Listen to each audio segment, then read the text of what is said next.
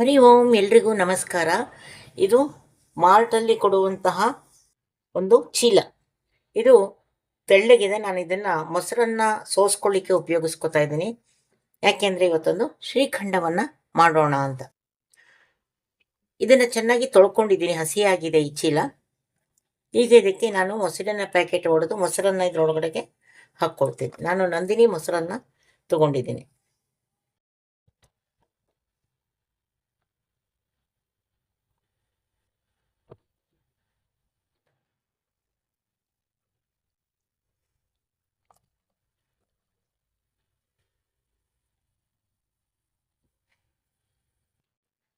S, ಅದನ್ನು ಈಗ ಕಟ್ಕೊಳ್ಬೇಕು.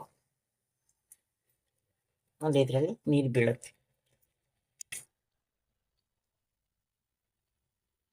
ಇದಕ್ಕೆ ಒಂದು ಹಗ್ಗವನ್ನು ಕಟ್ಕೊ.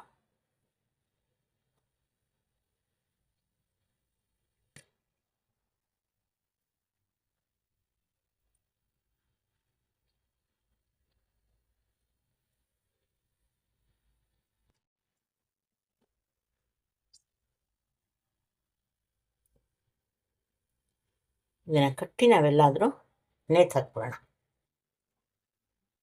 ನೀರಷ್ಟು ಇಳ್ಕೋಬೇಕು. ಒಂದೇ 3-4 ಗಂಟೆ ಇದನ್ನು ಹಾಗೆ ಬಿಡೋಣ. ನೋಡಿ ಹೇಗೆ ಬರುತ್ತೆ ಈಗ. ಈಗ ಮೊಸರನ್ನ ಕಟ್ಟಿ ಇಲ್ಲಿ ನೇತು ಹಾಕಿದ್ದೀನಿ.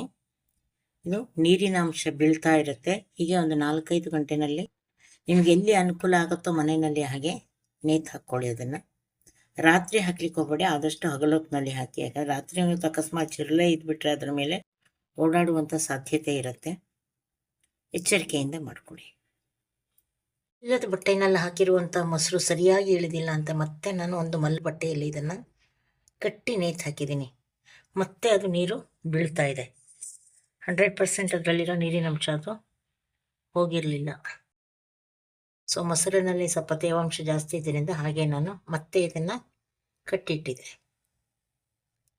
ಮೊಸರನ್ನು ನಾವು ನೇತು ಹಾಕಿದ್ವಲ್ಲ, ಅದರಲ್ಲಿ ಎಷ್ಟು ನೀರು ಬಂದಿದೆ ನೋಡಿ. ಎಷ್ಟು ನೀರಿನ ಅಂಶ ಅದರಲ್ಲಿ ಇದೆ. ಈಗ ಅದನ್ನು ಬಿಡಿಸ್ಕೊಳ್ಳೋಣ. ಈಗ ನಾವು ಹಂಗೆ ಮಾಡಿದಂತಹ ಕೋಲ್ಡ್ ಈ ರೀತಿಯಲ್ಲಿ ಬಂದಿದೆ. ಇದನ್ನೊಂದು ಪಾತ್ರೆಗೆ ಹಾಕ್ಕೊಂಬಿಡೋಣ. ನಾನು ಹಂಗೆ ಮಾಡಿದಂಥ ಕರ್ಡನ್ನ ಇಲ್ಲಿ ಬೌಲ್ಗೆ ಹಾಕ್ಕೊಂಡಿದ್ದೀನಿ. 1-2 ಸ್ಪೂನಷ್ಟು ತೆನೆ, ಒಂದು 7-8 ಗೋಡಂಬಿಯನ್ನು ಸಣ್ಣ ಸಣ್ಣ ಚೂರುಗಳನ್ನಾಗಿ ಮಾಡ್ಕೊಂಡಿದ್ದೀನಿ. ಹಾಗೆ ಈ ಬೌಲಿನಲ್ಲಿ ಒಂದು ಸಕ್ಕರೆಯನ್ನು ನಾನಿಲ್ಲಿ ಪೌಡ್ರ್ ಮಾಡಿ ಇಟ್ಕೊಂಡಿದ್ದೀನಿ. ಒಂದು ಚೂರು ಏಲಕ್ಕಿ, ಒಂದು 4-5 ಏಲಕ್ಕಿಯನ್ನು ಪುಡಿ ಮಾಡಿ ಇಟ್ಕೊಂಡಿದ್ದೀನಿ. ಹಾಗೆ ಇಲ್ಲಿ ಒಂದು ಜಾಯಿಕಾಯಿನ ಇಟ್ಕೊಂಡಿದ್ದೀನಿ. ಇದರ ಸ್ವಲ್ಪ ಪುಡಿಯನ್ನು ಹಾಕ್ಕೊಳ್ತೀನಿ. ಇದು ಆಪ್ಷನಲ್, ಬೇಕಾದರೆ ಹಾಕ್ಕೊಳ್ಳಿ, ಇಲ್ಲಾಂದರೆ ಬೇಡ. ಹಾಗೆ ಒಂದು ಚಿಟಿಕೆ ಉಪ್ಪನ್ನು ಇದಕ್ಕೆ ನಾನು ಸೇರಿಸ್ಕೊತಾ ಇದ್ದೀನಿ. ಈಗ ನಾವು ಇಟ್ಕೊಂಡಂತಹ ಏನು ಹಂಗಟ್ ಕರ್ಡ್ ಇದೆ ಅದನ್ನು ನಾವು ಸ್ವಲ್ಪ ಕ್ರೀಮಿಯಾಗಿ ಮಾಡ್ಕೊಳ್ಳೋಣ.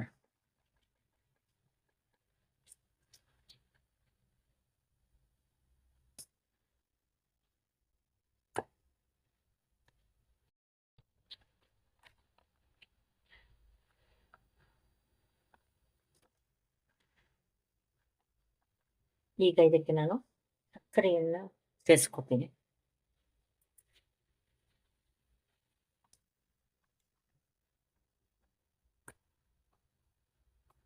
ಜಾಸ್ತಿ ಆಗುತ್ತೆ ಅನ್ಸುತ್ತೆ, ಹಾಗಾಗಿ ನಾನು ಪೂರ್ತಿ ಹಾಕ್ಕೊಳ್ತಾ ಇಲ್ಲ. ಅದರಲ್ಲಿ ಇನ್ನೂ ಒಂದಿಷ್ಟನ್ನು ಉಳಿಸ್ಕೊಂಡಿದ್ದೀನಿ.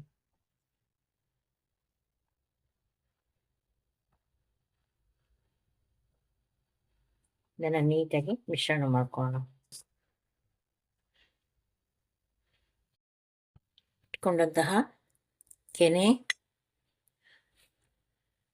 ಗೋಡಂಬಿ, ಏಲಕ್ಕಿ ಪುಡಿ, ಹಾಗೆ ಇಲ್ಲಿ ಜಾಯಿಕಾಯಿ ಏನು ಪುಡಿ ಮಾಡಿ ಇಟ್ಕೊಂಡಿದ್ದೀನಿ ಅದನ್ನು ಒಂದು 1/4 ಸ್ಪೂನ್ಗಿಂತ ಒಂಚೂರು ಕಡಿಮೆ ಹಾಕ್ಕೊಂಡಿದ್ದೀನಿ. ಒಂದು ಚಿಟಿಕೆ ಉಪ್ಪು. ಇದನ್ನು ನೀಟಾಗಿ ಬೇಕು.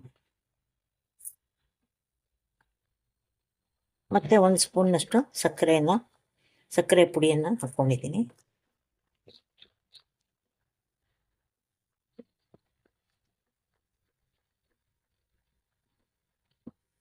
ಇದಕ್ಕೆ ಕೇಸರಿಯನ್ನು ಹಾಕೋದಿದ್ರೆ ಚೆನ್ನಾಗಾಗುತ್ತೆ. ಆ ಕೇಸರಿಯನ್ನು ಒಂದು ಸ್ವಲ್ಪ ಕಾಲುಗದಷ್ಟು ಬಿಸಿ ಹಾಲಿನಲ್ಲಿ ಸೇರಿಸ್ಕೊಂಡು ಹಾಕಬೇಕು. ಇವಾಗ ಅದರ ಬಣ್ಣ ಮತ್ತು ಪರಿಮಳ ಎರಡೂ ಚೆನ್ನಾಗಿರುತ್ತೆ. ಮಾವಿನ ಹಣ್ಣಿನಿಂದ ಕೂಡ ನಾವು ಶ್ರೀಖಂಡವನ್ನು ಮಾಡ್ಬೋದು. ಶ್ರೀಖಂಡ ನಮಗೆ ಪೂರಿ ಜೊತೆಗೆ, ಚಪಾತಿ ಜೊತೆಗೆ, ದೋಸೆ ಜೊತೆಗೆ ಎಲ್ಲದಕ್ಕೂ ಚೆನ್ನಾಗಿರುತ್ತೆ.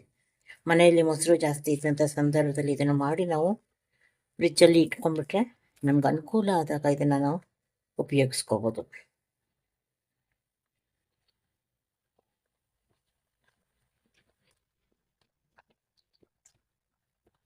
ಇದೊಂಥರ ಕ್ರೀಮಿ ಸ್ಟ್ರಕ್ಚರ್ ಇದು. ಸೊ ನಾವು ಇದನ್ನು ಒಂದು ಡಬ್ಬಕ್ಕೆ ತುಂಬಿ ಫ್ರಿಜ್ಜಲ್ಲಿ ಇಟ್ಕೊಂಡ್ಬಿಟ್ರೆ ಸ್ವಲ್ಪ ಏಕೈಕಿಂತ ಒಂಚೂರು ಗಟ್ಟಿಯಾಗುತ್ತೆ. ಮೊಸರಲ್ಲಿರುವಂಥ ಅಷ್ಟು ನೀರಿನ ಅಂಶ ಹೋದಾಗ ಮಾತ್ರ ಈ ಥರ ಬರಲಿಕ್ಕೆ ಸಾಧ್ಯ. ಇಲ್ಲ ಅಂತಂದ್ರೆ ಅದು ಪಾಯಸ ಥರ ಆಗ್ಬಿಡ ನೀರಾಗಿ ಆಗ್ಬಿಡುತ್ತೆ ನಾವು ಸಕ್ಕರೆ ಪುಡಿ ಹಾಕ್ತಾ ಇದ್ದ ಹಾಗೇನೆ. ಎಸ್, ರೆಡಿಯಾಗಿದೆ.